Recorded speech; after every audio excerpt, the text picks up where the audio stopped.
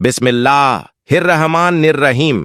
भाइयों और बहनों, आज हम एक बेहद अहम और रूह को झकझोर देने वाले मौजू पर बात करने जा रहे हैं। सीरिया यानी मुल्क शाम के बारे में वो भविष्यवाणी जो आज से 1400 साल पहले हमारे प्यारे नबी हजरत मोहम्मद मुस्तफ़ा ने फरमाई थी। क्या आप जानते हैं कि शाम की सरजमीन को लेकर हुजूर ने क्या कुछ इरशाद फरमाया था? क्यों इस मुकद्दस जमीन को बरकतों की सरजमीन कहा गया और क्यों आखिरत के करीब ये इलाका फिर से दुनिया की निगाहों में आ गया है? आज की ये वीडियो न सिर्फ आपका इल्म बढ़ाएगी बल्कि आपके ईमान को भी ताज़ा कर देगी इंशाअल्लाह। तो वीडियो को आखिर तक जरूर देखिए। दोस्तों, हम जिक्र कर रहे हैं उस पाक और मुकद्दस सरजमीन का जिसे कुरान और अहादीस में मुल्क शाम कहा गया है और जिसे आज दुनिया सीरिया के नाम से जानती है। ये वही जमीन है जिसे रसूलुल्लाह सल्लल्लाहु अलैहि वसल्लम ने खुद बरकतों से भरी हुई फरमाया। यही वो इलाका है जहां सहाबा ए किराम रज़ियल्लाहु ताला अन्हुम ने अपनी जानों की कुर्बानियां पेश कीं,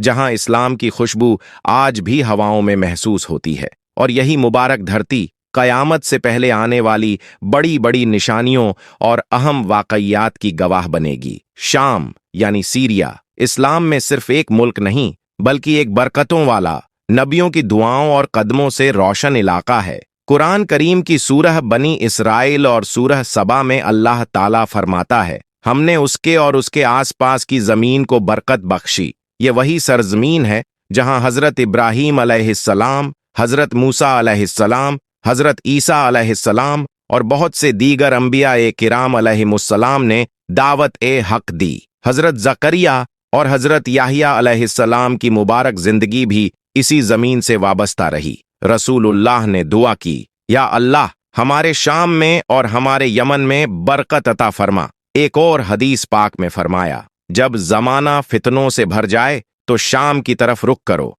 क्योंकि ये इलाका अल्लाह की पसंदीदा जमीन है और वहां के लोग उसके खास चुने हुए बंदे हैं।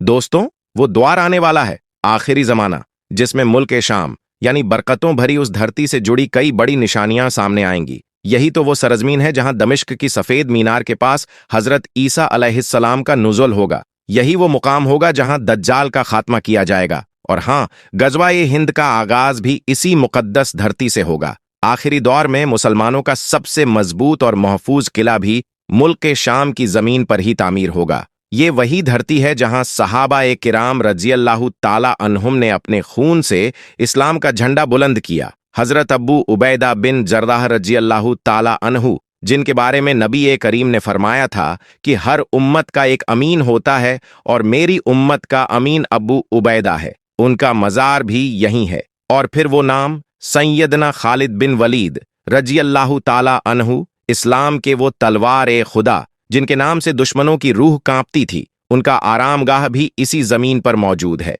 शाम की ये धरती हमें इस्लामी जद्दोजहद, कुर्बानी, बहादुरी और फतह की शान याद दिलाती है। जब हजरत उमर फारूक रज़ियल्लाहु ताला अन्हु के दौर ए खिलाफत में ये इलाका फतह हुआ तो इस्लाम की रोशनी इस मुबारक सरजमीन पर चारों तरफ फैल गई। दमिश्क, वो शहर जिसे खालिद बिन वलीद रज़ियल्लाहु ताला अन्हु ने इस्लाम के साए में लाया, वही बाद में बनु उमैया की हुकूमत का मरकज बना, जहां से इस्लामी खिलाफत की रोशनी पूरी दुनिया में फैली। फिर जब सुल्तान सलाहुद्दीन अय्यूबी रहमतुल्लाह अलैह ने यहीं से क्रूसेडरों को शिकस्त देकर बैतुल मुकद्दस को आजाद करवाया तो मुल्क ए शाम की अहमियत और बढ़ गई। कई सदियों तक ये इलाका उस्मानी सल्तनत का हिस्सा रहा, अमन, इंसाफ और तरक्की का गहवारा। मगर अफसोस, जब उम्मत में इत्तेहाद, एकता खत्म हुआ तो यही इलाका दुश्मनों की साजिशों का निशाना बन गया। और दोस्तों, जब भी तारीख की किताबों में या मुसलमान मुअल्लिफीन की तहरीरों में मुल्क ए शाम का तज़किरा आता है तो इसका मतलब सिर्फ आज का सीरिया नहीं होता, बल्कि इसमें वो तमाम इलाके शामिल होते हैं जो आज लेबनान, फिलिस्तीन और जॉर्डन कहलाते हैं, क्योंकि उस वक्त ये सब एक ही झंडे के नीचे आते थे। बरकतों से भरी सरजमीन मुल्क शाम। भाइयों और बहनों, आखिरी जमाना नजदीक है और अगर हम अलामात क़यामत को गौर से देखें तो बहुत सी बड़ी निशानियां उसी मुबारक सरजमीन से वाबस्ता हैं जिसे हम मुल्क शाम या आज के दौर में सीरिया के नाम से जानते हैं। रसूलुल्लाह ने जो इरशाद फरमाया था वो आज हमारी आंखों के सामने एक एक करके पूरा हो रहा है। हजरत ईसा अलैहिस्सलाम का नुज़ुल दमिश्क की जामे मस्जिद की सफ़ेद मीनार पर होगा। यही वो मुक़द्दस वक़्त होगा जब नबी ईसा अलैहिस्सलाम ज़मीन पर उतरेंगे और दज्जाल नामी फितने का खात्मा करेंगे। इसी सरजमीन की तरफ हजरत इमाम महदी रहमतुल्लाह अलैह मदीना मुनव्वरा से हिजरत करेंगे और उम्मत की रहनुमाई का झंडा थामेंगे। रसूल पाक ने इस जमीन के लिए दुआ फरमाई थी, या अल्लाह हमारे शाम में बरकत अता फरमा। और फिर एक और हदीस में फरमाया, अगर अहले शाम में फितना उठ खड़ा हो तो फिर उम्मत में खैर बाकी नहीं रहती। यानी शाम का फितना पूरी उम्मत पर असर डालता है। और आज के दौर में उलमाए हक और मुफस्सिरीन इस हदीस को ताबीर देते हुए कहते हैं कि सीरिया में जारी फसाद उम्मत की आज की बदहाली और बिखराव की एक बहुत बड़ी वजह है। अगर आज के हालात को समझना है तो हमें पिछले 100 साल की तारीख को पलटना पड़ेगा। जब 1918 में जंग-ए-अजीम वर्ल्ड वॉर 1 खत्म हुई तो फ्रांस ने सीरिया पर कब्जा कर लिया। इस्लामी खिलाफत टूट गई, इत्तेहाद मुस्लिम यूनिटी बिखर गया और यही से दुश्मनों ने इस मुबारक इलाके को टुकड़ों में बांटना शुरू किया। फिर आया 2011 जब अरब बहार के नाम पर सीरिया की धरती पर एक और आग भड़की। लोगों ने हुकूमत के खिलाफ आवाज उठाई, लेकिन वो आवाजें जल्द ही खूनी जंग में बदल गईं। बशार अल असद की हुकूमत और मुखालिफ गिरोहों के बीच जंग शुरू हो गई। ईरान और रूस ने असद का साथ दिया। अमेरिका और उसके साथी बागी गिरोहों के साथ खड़े हो गए। तुर्की और कुर्द ताकतें भी अपनी अपनी हदों की हिफाजत के नाम पर शामिल हो गईं और अंजाम लाखों मासूम मुसलमान शहीद हो गए। करोड़ों बेघर दरबदर हो गए। माएं अपने बच्चों को खो बैठीं और बच्चे अपनी पहचान। ये सब कुछ इसलिए हुआ क्योंकि उम्मत ने अपना इत्तेहाद खो दिया। एक जिस्म की तरह जो उम्मत होनी चाहिए थी वो आज टुकड़ों में बटी हुई है। जब ये सब हो रहा था तो याद रखिए, रसूलुल्लाह हमें पहले ही आगाह कर चुके थे। फितने आएंगे, वो दिलों को उलझा देंगे और अलामात क़यामत धीरे धीरे जाहिर होंगी। और आज हम उसी दौर में हैं। रसूलुल्लाह की एक सच्ची हदीस में आता है कि आखिरत के करीब मुल्क ए शाम सीरिया से एक आग उठेगी जो पूरी दुनिया में फैल जाएगी। और आज जब हम सीरिया की धधकती सरजमीन को देखते हैं, खून, बर्बादी और मासूमों की चीखें, तो दिल गवाही देता है कि शायद वही आग भड़क चुकी है। क्या वजह है इस हालत की? ये सबक है जब उम्मत कुरान और सीरत रसूल से दूर हो जाती है, जब तफरका फूट हमारी पहचान बन जाती है, जब हम दुश्मन ताकतों पर भरोसा करते हैं और भाईचारे को भूल जाते हैं, तो अंजाम यही होता है। आज हमें खुद को टटोलने की जरूरत है। क्या हमारे आमाल उस रास्ते पर हैं जो अल्लाह और उसके रसूल ने दिखाया? वक्त आ चुका है बाहरी ताकतों की गुलामी से निकलकर उम्मत को एकता, मोहब्बत और ईमान की डोर में फिर से जोड़ने का। दोस्तों, सोचिए, क्या वो दौर नजदीक है? क्या इमाम मेहदी अलैहिस्सलाम का ज़हूर करीब है? कमेंट में अपने दिल की बात जरूर लिखिए, क्योंकि सीरिया की यह दर्दनाक दास्तान सिर्फ एक मुल्क की नहीं, ये पूरी उम्मत का आईना है। और ये आईना हमें दिखाता है कि अगर इत्तेहाद नहीं रहा तो मुसलमान हर मोर्चे पर कमजोर पड़ जाएगा। हम दुआ करते हैं कि अल्लाह रब्बुल इज्जत सीरिया की धधकती सरजमीन पर अमन व सलामती नाजिल फरमाए, वहां के मजलूमीन की मदद फरमाए और हमें इस फितनों भरे दौर में सब्र, इत्तेहाद और दीन की रस्सी को मजबूती से थामे रखने की तौफीक अता फरमाए। आमीन। भाइयों और बहनों, अब हम जिक्र करेंगे उस अजीम मुजाहिद का, उस बेमिसाल फौजी जनरल का, जिसे सिर्फ इस्लामी दुनिया नहीं बल्कि गैर मुस्लिम तारीखदान भी उसकी जुर्रत, दानिशमंदी और बहादुरी का लोहा मानते हैं। जी हाँ, हम बात कर रहे हैं सैयदना हजरत खालिद बिन वलीद रज़ियल्लाहु ताला अन्हु की, जिन्हें सरवर ए कायनात ने सैफुल्लाह यानी अल्लाह की तलवार का लक़ब अता फरमाया था। इनकी पैदाइश 592 ईस्वी में मक्के की सरजमीन पर हुई। इनके वालिद वलीद उस दौर के रसूखदार और नामवर सरदारों में शुमार होते थे। लेकिन जब नबी पाक ने नबूवत का ऐलान फरमाया और इंसानों को तौहीद और इस्लाम की तरफ बुलाया, तो उस वक्त खालिद बिन वलीद इस्लाम के सख्त मुखालिफों में शामिल थे। तकरीबन 19 साल तक उन्होंने इस्लाम की मुखालफत की। फौजी तदबीरों से लेकर मैदान ए जंग तक वो हमेशा इस्लाम के खिलाफ मोर्चा लिए खड़े रहे। मगर अल्लाह रब्बुल इज्जत जिस दिल में चाहे हिदायत का नूर उतार दे, और वही हुआ। जिनके हाथों में कभी तलवार इस्लाम के खिलाफ उठती थी, उन्हीं हाथों से फिर इस्लाम की हिफाजत का परचम लहराया। जो कल तक दुश्मन थे, आज वो उम्मत के सबसे बहादुर सिपह सालार और इस्लाम के बेखौफ मुहाफिज बन गए। और फिर दुनिया ने देखा खालिद बिन वलीद रज़ियल्लाहु ताला अन्हु की तलवारें दुश्मनों के दिलों में दहशत और मुसलमानों के दिलों में हिम्मत और यकीन भर देती थीं। उनकी फतहों की दास्तानें सिर्फ तारीख नहीं, ईमान अफरोज नज़ीर बन गईं। भाइयों और बहनों, हजरत खालिद बिन वलीद रज़ियल्लाहु ताला अन्हु का शुरुआती दौर ऐसा था कि वो इस्लाम के खिलाफ साजिशों में शरीक रहते और हमेशा इस्लाम को मिटाने की तदबीरें सोचते रहते। उस वक्त वो अक्सर उन लोगों की महफिलों में शामिल होते जो इस्लाम की मुखालफत में लगे रहते थे, मगर अल्लाह रब्बुल इज्जत की कुदरत देखिए कि किसको और कब हिदायत अता फरमानी है, इसका इल्म सिर्फ उसी के पास है।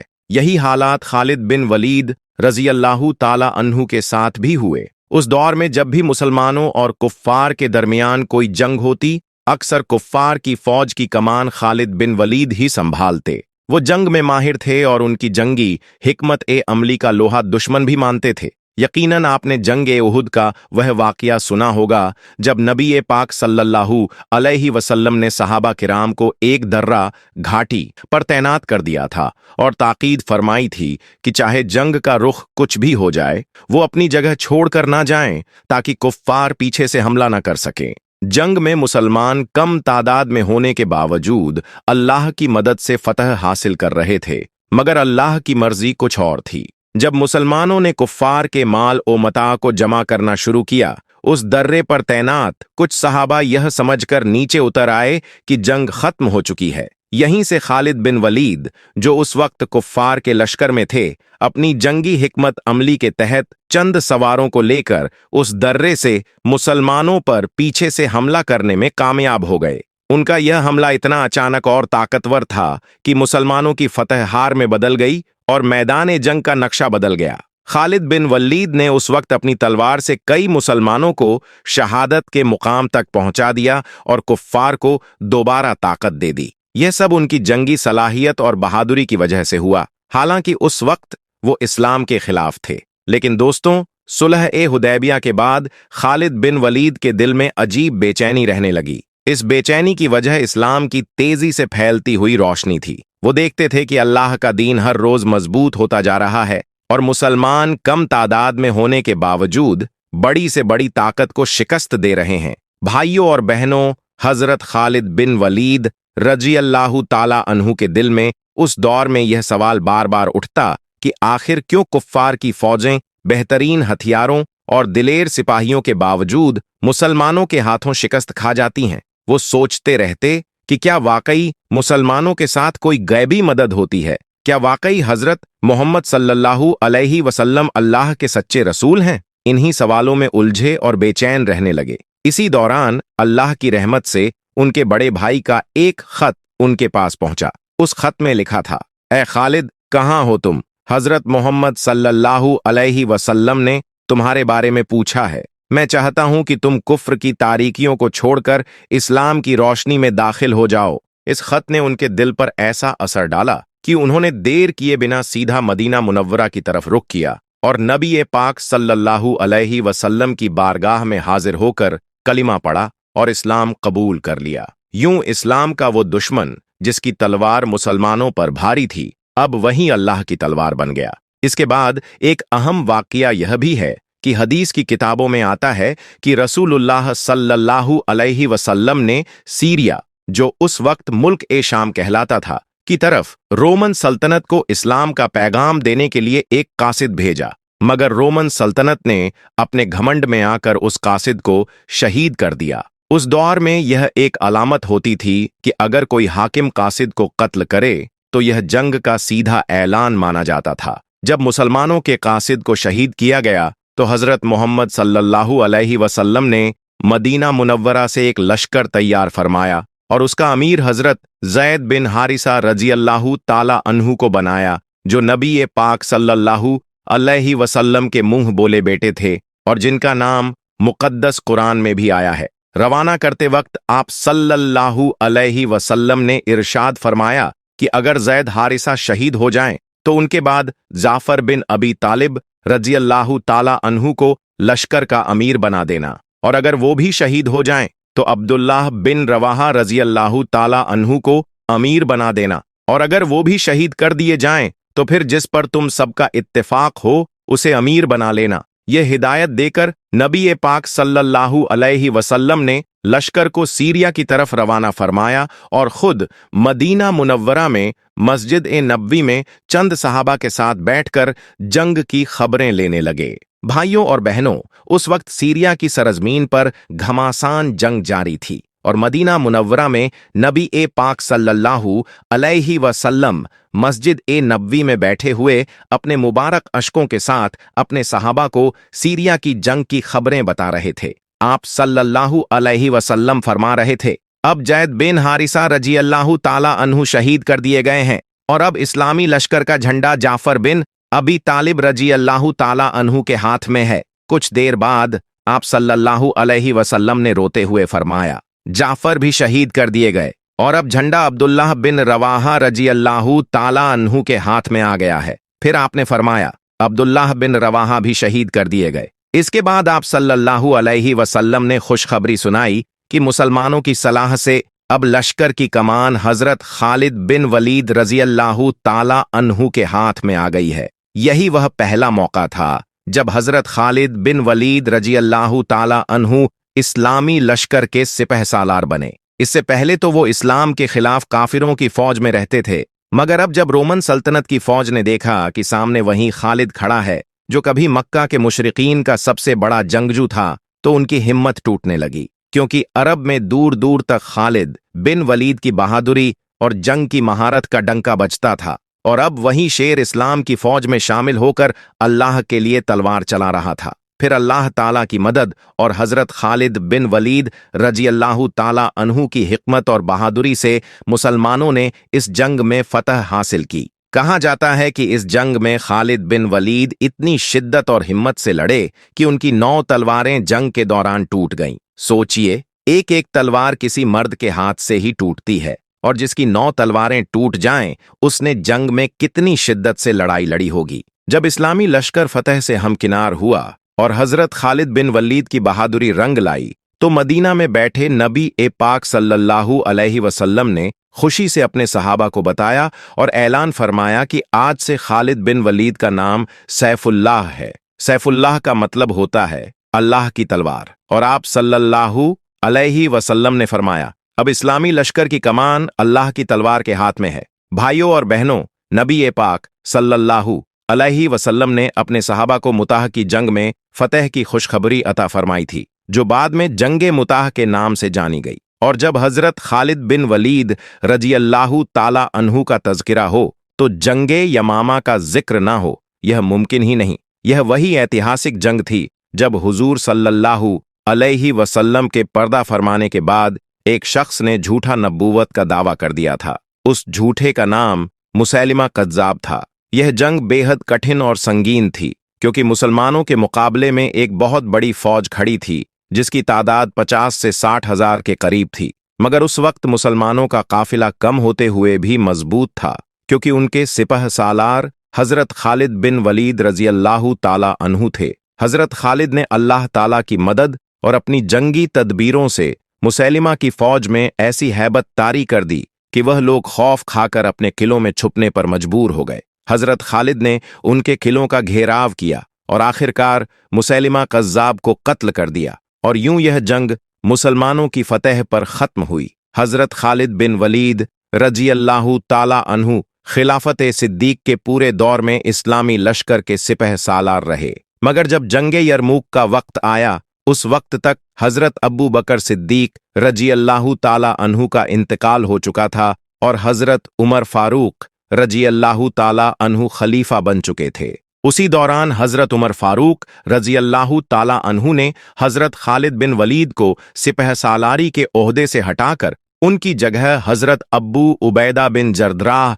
रजी अल्लाहु ताला अन्हु को इस्लामी लश्कर की सरबराही सौंप दी। आज भी कई लोग इस बात को लेकर गलत फहमी में रहते हैं कि आखिर क्यों हजरत उमर ने एक ऐसे जंगी कमांडर को हटाया जिसने मुसलमानों को हमेशा फतह दिलाई। हकीकत यह थी कि हजरत उमर फारूक रजी अल्लाहु ताला अन्हु का हजरत खालिद बिन वलीद से कोई निजी मामला या अदावत नहीं थी। असल वजह यह थी कि मुसलमानों की लगातार फतहों के चलते कुछ लोगों के दिलों में यह बात बैठने लगी थी कि फतह सिर्फ खालिद बिन वलीद की मौजूदगी से ही नसीब होती है। अगर खालिद नहीं होंगे तो हम जंग नहीं जीत पाएंगे। इस सोच को खत्म करने और मुसलमानों को यह एहसास दिलाने के लिए कि फतेह अल्लाह ताला की तरफ से आती है, हजरत उमर फारूक रजी अल्लाह ताला अन्हु ने हजरत खालिद को उनके ओहदे से हटाकर हजरत अब्बू उबैदा बिन जर्राह को लश्कर का सिपहसालार बना दिया। भाइयों और बहनों, जब हजरत उमर फारूक रजी अल्लाह ताला अन्हु ने हजरत खालिद बिन वलीद रजी अल्लाह ताला अन्हु को सिपहसालारी से हटाने का फैसला लिया तो पूरे मदीना में लोग हैरत और बेचैनी में पड़ गए।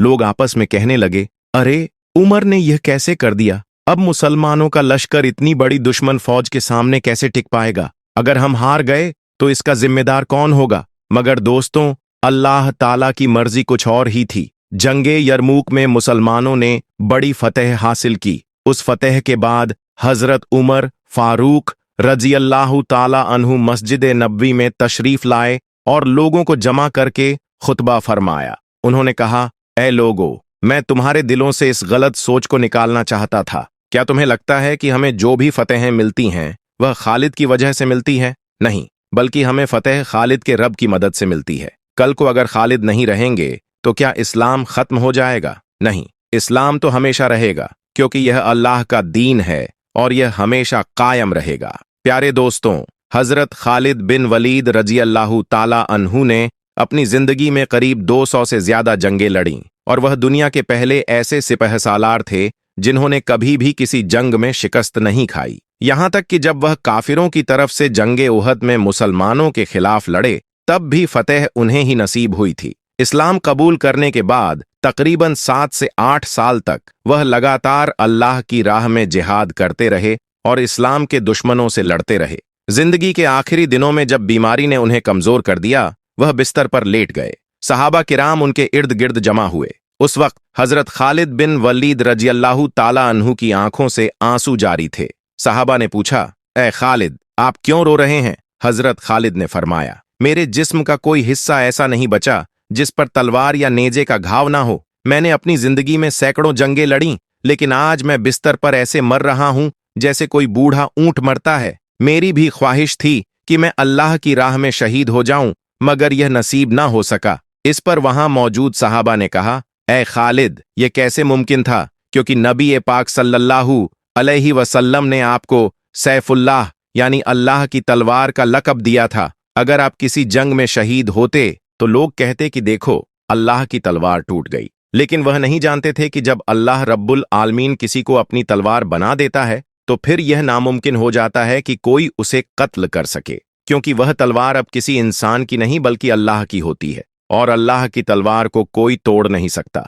यह तलवार हक की नुमाइंदगी करती है। यह तलवार जुल्म के खिलाफ खड़ी होती है। यह तलवार अल्लाह की राह में उठती है और अल्लाह की ही मदद से चलती है। जब इंसान अपनी ताकत और अक्ल पर नहीं बल्कि अल्लाह की मदद और तौफीक पर भरोसा कर लेता है, तब अल्लाह उस इंसान को अपनी ताकत से ताकतवर बना देता है। उसकी हिफाजत फरिश्ते करते हैं, उसकी राह में मुश्किलें आसान कर दी जाती हैं और उसकी हर सांस को अल्लाह की राह में कबूल फरमा लिया जाता है। यही वजह है कि जब अल्लाह ने आपको अपनी तलवार बना दिया तो यह मुमकिन ही नहीं था कि कोई आपको खत्म कर सके या आपके मिशन को रोक सके, क्योंकि अल्लाह जब किसी को अपना बना ले तो फिर दुश्मनों की सारी साजिशें, सारी तलवारें और सारे तीर बेअसर हो जाते हैं। भाइयों और बहनों, अगर यह वीडियो इल्म और हिकमत से भरी लगी हो तो अल्लाह की रजा के लिए शेयर जरूर कीजिए। ये आपके लिए सदका ए जारिया बन सकता है। लाइक करें ताकि हमें हौसला मिले और हम और इस्लामी मालूमात ला सकें। चैनल सब्सक्राइब करें और बेल आइकन दबाएं ताकि हर नई वीडियो सबसे पहले आप तक पहुंचे। हमें दुआओं में याद रखें। अल्लाह ताला सबको दीन पर इस्तिकामत और जन्नतुल फिरदौस अता फरमाए। जज़ाकल्लाहु खैरन।